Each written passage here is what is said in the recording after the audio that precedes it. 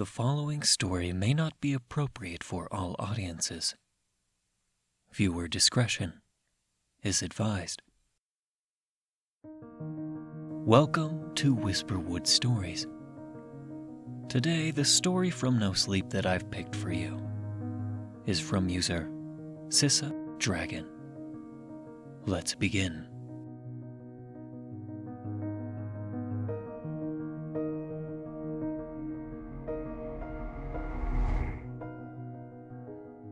The pain in my abdomen keeps getting worse. I awoke with a start to a gnawing sensation below my diaphragm. I checked my phone. 3:42 a.m. I had to be up for class around 7 a.m., so I was irritated that my sleep had been broken so suddenly. That irritation was swiftly washed over by dread as the gnawing sensation gradually intensified. I groaned and rolled onto my side. My roommate, who likes to stay up late, threw me a worried glance from her side of the dorm. "Are you good? I thought you were asleep," she inquired, looking back at me from her computer. I curled into a ball, but that only seemed to worsen the sensation. I don't know," I said after a moment of hesitation, as I mentally tracked the pain through my body. Appendicitis? Food poisoning? Cramps? Kidney stone? Intestinal issues? All the possibilities raced through my hypochondriac mind. I tugged my phone from its charging cable and tried Googling symptoms, but instead got lost in a rabbit hole of possibilities. "Well, I'll be here if you need anything. Hope you feel better." My roommate offered me one more sympathetic gaze before turning back to her computer. I returned to laying on my back, something that usually helps to subside the pain of a period cramp. How long would this have to go on before I was justified in calling for help? I couldn't afford to miss class in the morning. I had a chem exam. Lowering my phone, I let my mind be engulfed by the pain as I again attempted to locate its source. I decided I would wait it out, a decision I would soon regret.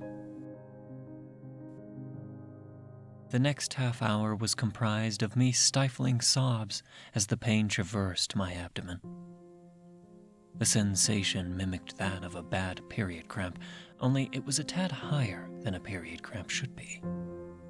It was hot and burning, like fingernails dragging on my skin. Pushing and prodding, a sudden sharp jab in my lower left abdomen sent my mind into a panic.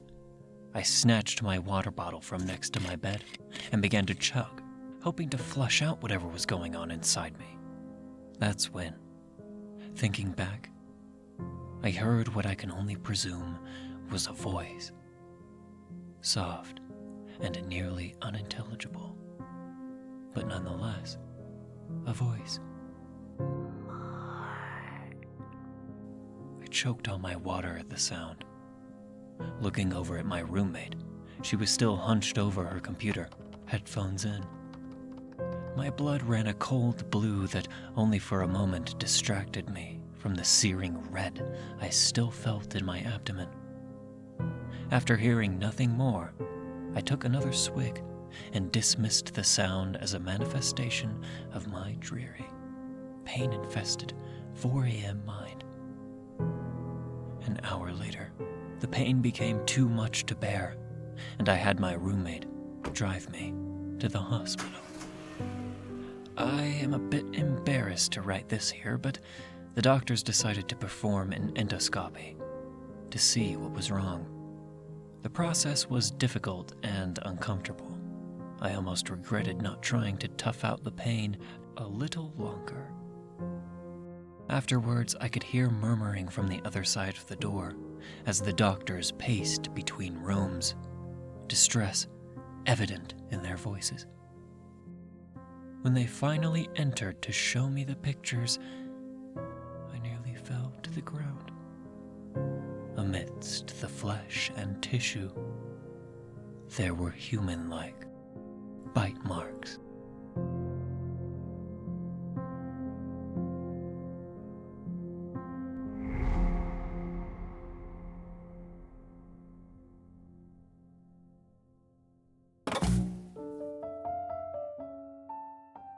Thank you for listening to Whisperwood Stories.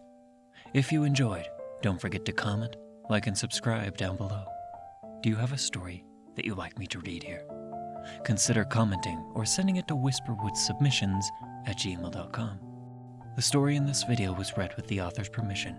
Thank you again for listening, and be sure to check out the original Reddit post. Want to support me? Check the link below where you can leave a tip if you wish.